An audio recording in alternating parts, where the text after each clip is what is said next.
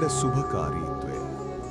මෙම ජීවිතයේදී අප වටා සිටින අය නිහඬව නිරීක්ෂණය කරමින් ඔවුන් ඉල්ලා සිටීමට පෙර මෘදුල උදව් කරමු. අවස්ථාවක් දක්නෑම කෙනෙකුට උපකාර කළ හැකිනම් එම මොහොතේම කරමු. ඔවුන් උදව් ඉල්ලා සිටින තෙක් බලා නොසිටිමු. මේ දින අප අතර හුවමාරු වූ කුඩා රහසය මෙයයි. අද අප සාකච්ඡා කරන්නේ එකම ප්‍රශ්නයක්. යහපත් භාග්‍ය කොතනින් උද්භව වීදැයි. මේ සියල්ල හොඳින් සිතුම් අරන පසු අපට එකම නිගමනයක් ලැබේ. අපි අවංක ජීවිතයක් ගෙවා අප වටා සිටින අය නිහඬව නිරීක්ෂණය කරමින් හැකි සෑම අවස්ථාවේදීම උපකාර කිරීමට සූදානම්ව සිටිය යුතුයි. සෑහෙන පරිදි සැබෑ යහපත් භාග්‍ය එතනින්ම ආරම්භ